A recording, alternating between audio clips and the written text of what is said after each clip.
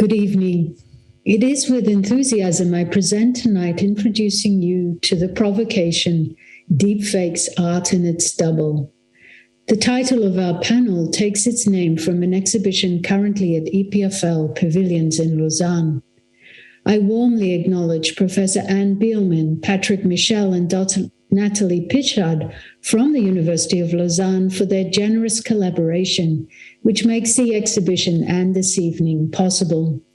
My deep appreciation also goes to the National Museum Director, Denise Tonella, and Chief Curator, Heidi Amron, for conceiving this event and opening these doors to us this evening. Joining the panel on the preservation of cultural materials, I'm also very pleased that Professor Al McDizzy entreats us with his testament to the extraordinary depths of the Palmyran civilization and its legacy. All of our speakers tonight offer rich trajectories through which to explore futures for cultural heritage and art in our museums and communities. As the perilous nature of cultural legacies stands starkly before us once again, the topics we embark on are not just timely, but of profound contemporary relevance. I apologize, I cannot be with you in person tonight like all good archaeologists. I'm in the field, but I will be online to answer any questions should they arise following this short video presentation. Thank you.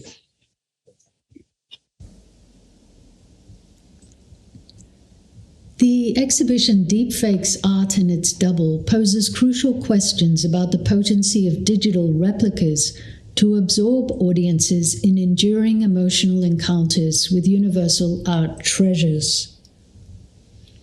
EPFL Pavilions is an amplifier for art and science in society. In participation with diverse communities, its exhibitions blend experimental curatorship and contemporary aesthetics with open science, digital humanism, and emerging technologies. The exhibition has taken the provocative title Deepfakes, yet it opposes the popular usage of deepfakes for manipulation and misinformation, rather to explore very different perspectives, reimagining objects through advanced computational techniques. What follows here are a series of photos of the exhibition that play as I will explore some of its curatorial themes. Decades of computer science and engineering have revolutionized the tenets of verisimilitude and representation. Today's perfect pixels coalesce in imaging techniques designed to replicate cultural artifacts with ultimate fidelity. Simultaneously as algorithms and computer vision reperform and reprocess the digitally visible, they are exposing the optical unconscious of art, calling us to re-examine, once again, objecthood itself. Remediated through participatory interfaces such as mixed, augmented, and virtual realities, Deepfakes Art in its Double creates new performative platforms for the complex archetypes that emerge out of computational practices as they intersect with art and heritage. Through 21 installations across both pavilions, the exhibition is equally focused on affirming and activating visitors' sensory experiences, while also grappling with the critical implications of the digital materialities that objects possess in post-original form. Cultural deepfakes have manifold significance. They're technologically empowered to offer forensic insights into invisible dimensions, generating unforeseen hypotheses and connections. These art science phenomena are also propagating powerful auras which rise to the surface entangled with the effective qualities of the originating source.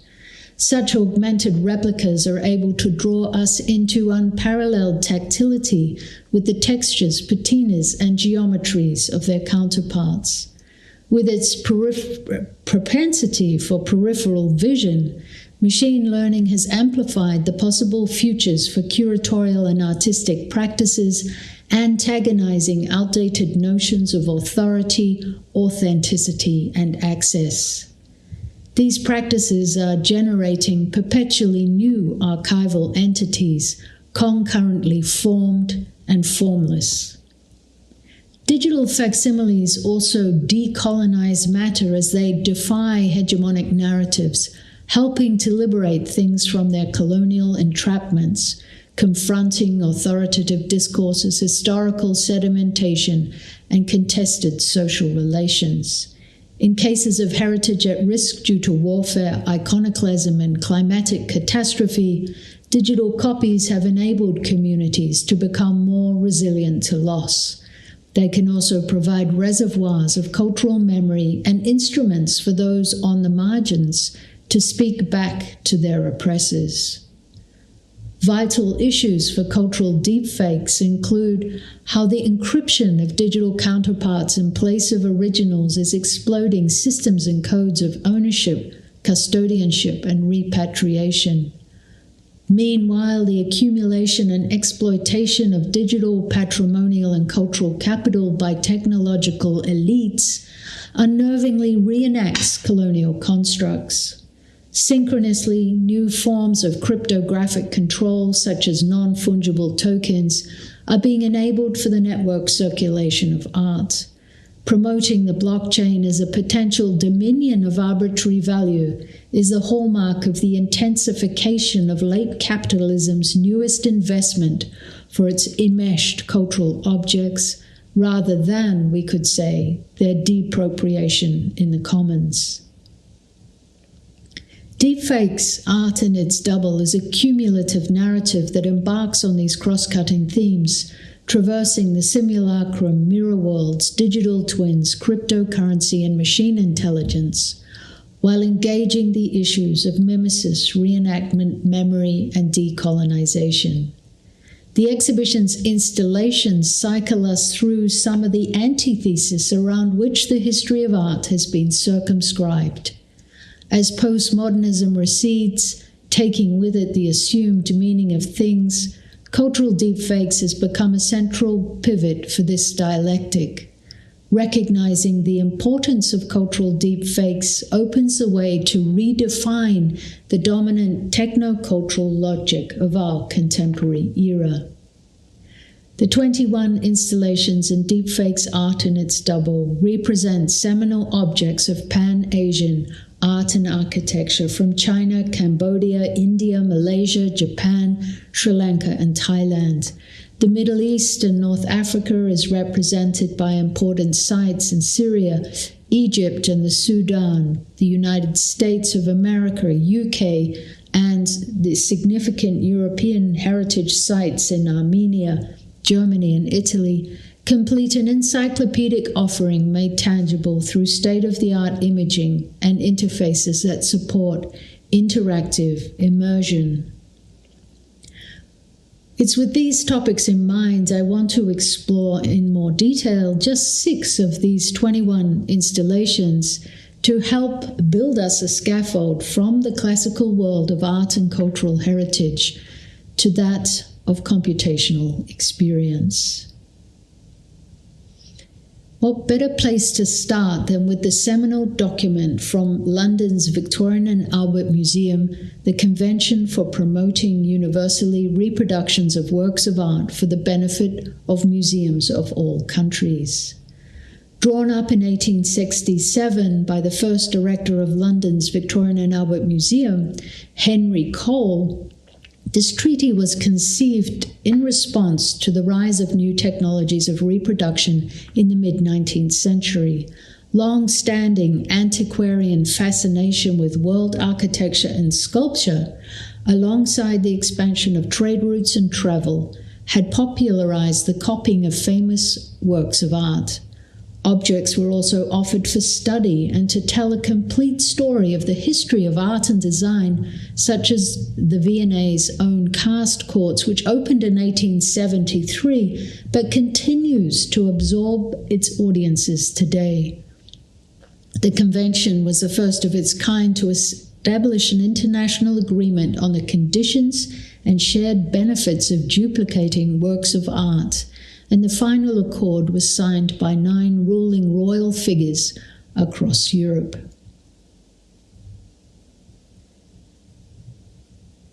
Pure Land's augmented reality edition takes us to the edge of the Gobi Desert. In this recreation of Cave 220, an important early Tang-era Buddhist shrine from the Magao grottos, was conceived from high-resolution archaeological datasets produced by the Dongguan Academy. On the edge of the Gobi Desert in northernmost China, the Dongguan Caves, as they're known, were at the nexus of the Silk Road, a World Heritage Site with 492 caves carved into this cliff face.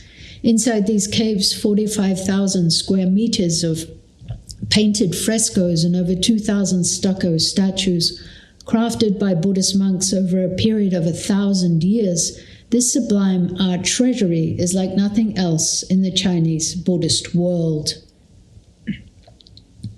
These caves are under serious threat from increasing tourism. In an enormous preservation effort, mass digitization is being done by over 60 photographers, and it takes about 3 months to digitize a single cave.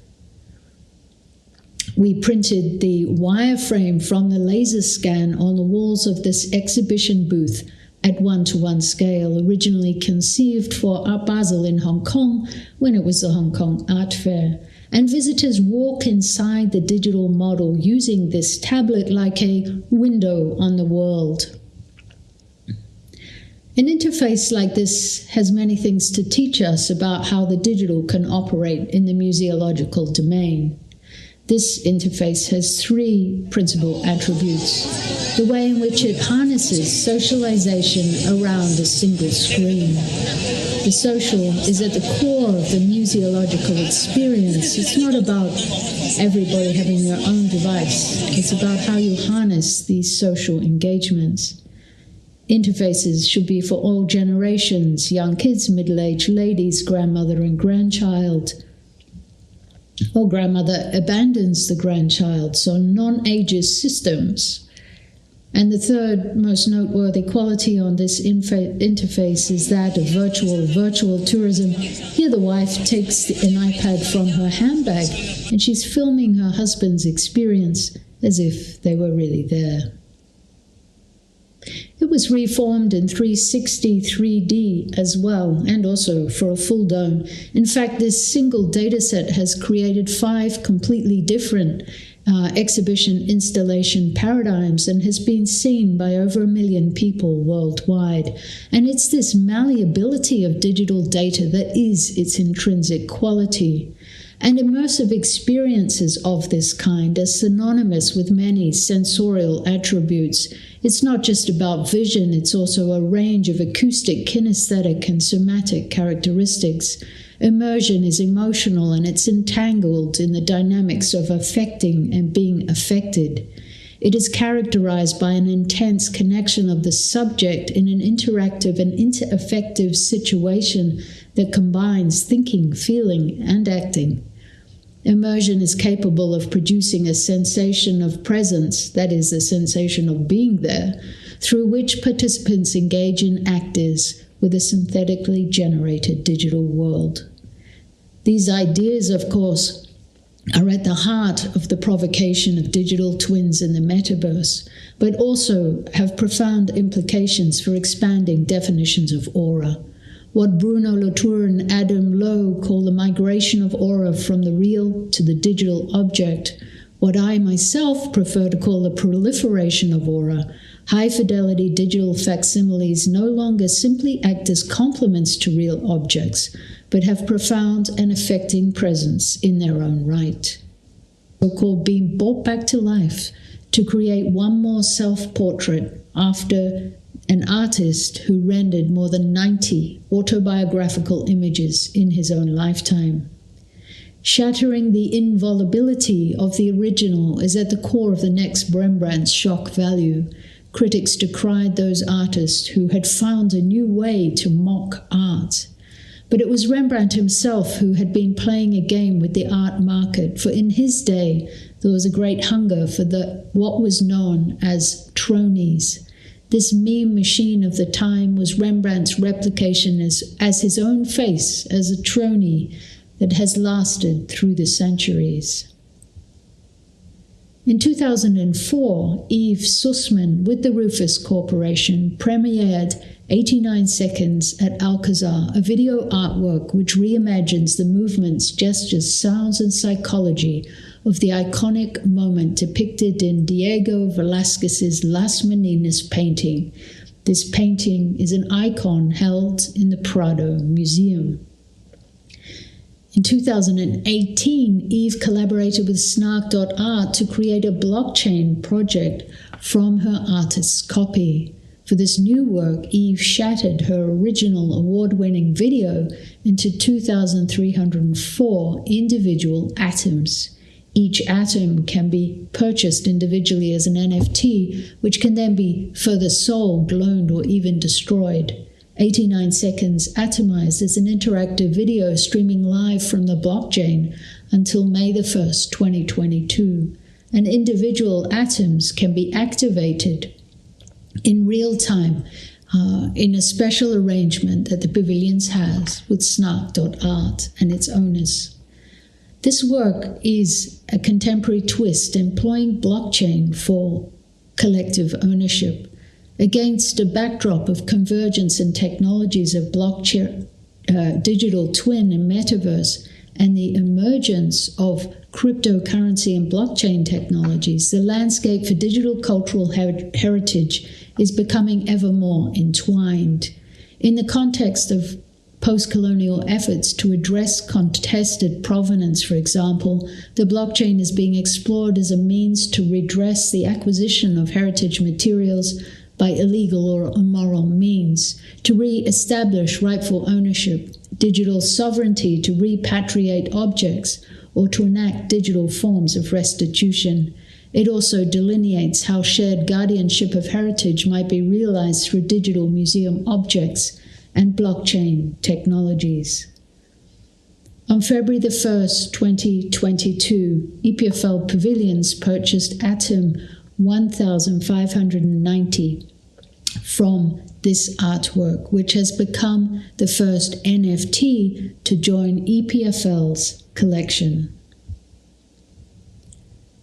Helen is a combined sculpture and triptych video projection project probing individual human and artistic intent by the artist Christian Mio-Leclerc.